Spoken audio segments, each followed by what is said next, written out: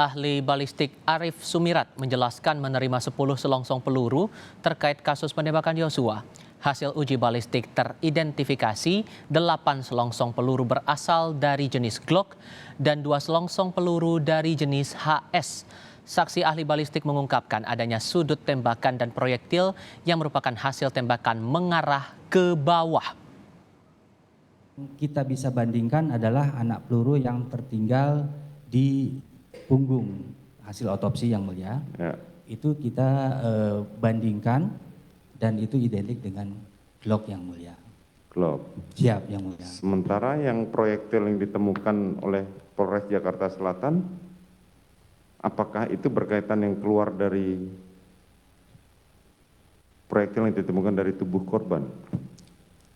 Betul yang mulia. Jadi yang dari Polres Jakarta Selatan itu senjata plus proyektil yang mulia, semuanya dikirim ke kita yang mulia. Jadi sekali pengiriman itu ada 2 senjata, kemudian ada peluru, selongsong dan serpihan yang mulia.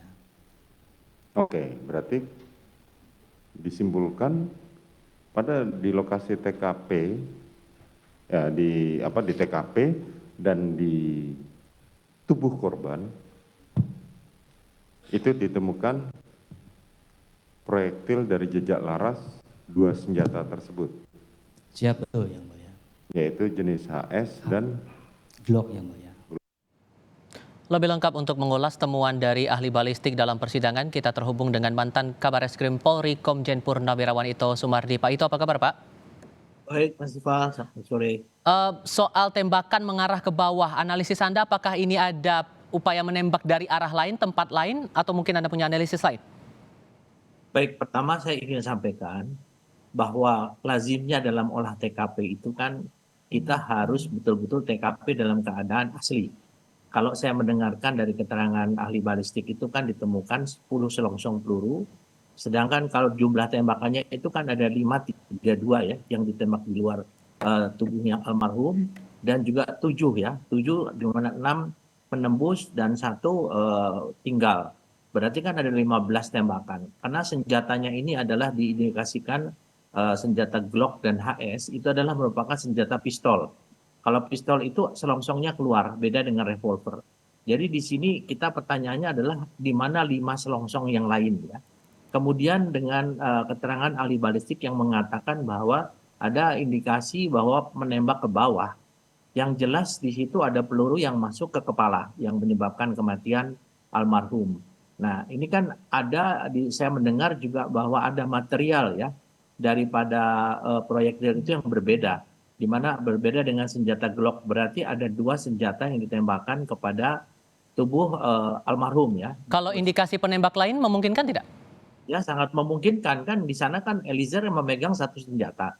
Berarti kalau ada 2 senjata yang ditembakkan, berarti ada orang yang memegang senjata yang lainnya ya.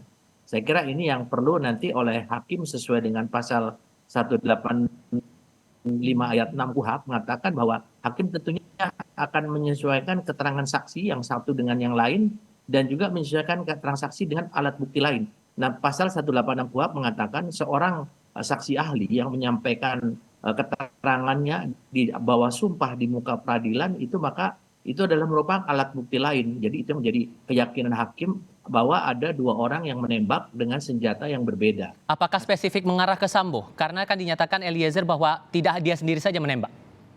Ya, kita sekarang melihat dari keterangan-keterangan dari saksi-saksi maupun juga dalam hasil rekonstruksi ya. Di sana kan bahwa yang berdiri di dekat almarhum itu kan 2.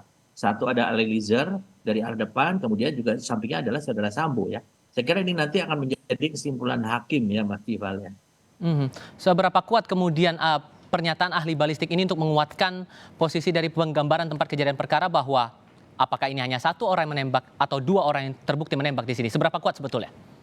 Nah, saya kira sangat kuat ya, karena kalau pasal 184 yaitu tentang alat bukti itu kan disebutkan keterangan ahli. Kemudian keterangan ahli ini diberikan di depan persidangan di bawah sumpah, itu sesuai dengan pasal 186 mengatakan bahwa itu adalah alat bukti. Sehingga itu yang tidak terbantahkan. Nah, siapapun juga kan saksi terdakwa itu kan mempunyai hak ingkar ya. Jadi sehingga di sini hakim tentunya akan mendengarkan keterangan ahli saksi untuk memberikan keyakinan kepada hakim siapa yang betul-betul bersalah. Tadi logikanya kan bahwa ada peluru dari dua jenis senjata yang berbeda.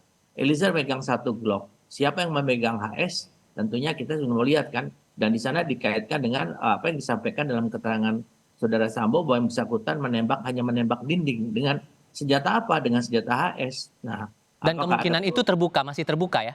sangat terbuka ya Mas Tifal ya. Saya kira sangat terbuka dan saya kira kalau lihat daripada keterangan ahli balistik dengan keterangan saksi ini paling tidak kita secara logika sudah bisa menyimpulkan ya kira-kira apa yang sebetulnya terjadi dan siapa yang menembak almarhum tersebut dengan senjata apa itu sudah jelas ya dengan keterangan ahli balistik itu. Karena Ditambah juga kemudian dengan pernyataan ahli poligraf yang menyebutkan saat ditanyakan apakah FS itu ikutlah melakukan penembakan, di hasilnya berbohong, itu apakah bisa menguatkan bahwa Verdi Sambo sebetulnya ikut menembak? kan disampaikan oleh ahli poligraf bahwa akurasinya itu kan 93% ya. Jadi saya juga beberapa kali sudah membahas bahwa untuk tes poligraf itu juga tidak bisa menjadi sesuatu kebenaran yang mutlak. Beda dengan mungkin ahli balistik ya, dengan balistik kehakiman ataupun forensik, kedokteran forensik, itu adalah satu bukti-bukti yang tidak terbantahkan ataupun dari digital forensik. Tapi kalau poligraf ini masih bisa kemungkinan salahnya ya, menurut saya ya.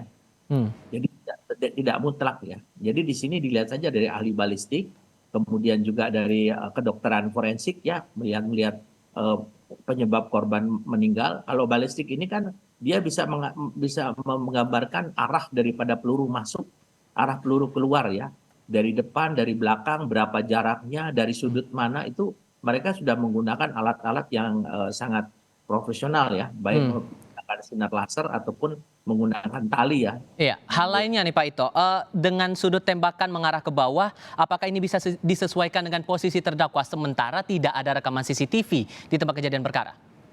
Sangat bisa. Kan yang pertama adalah keterangan dari saksi di mana posisi dirinya. Kemudian yang kedua ada yang namanya rekonstruksi.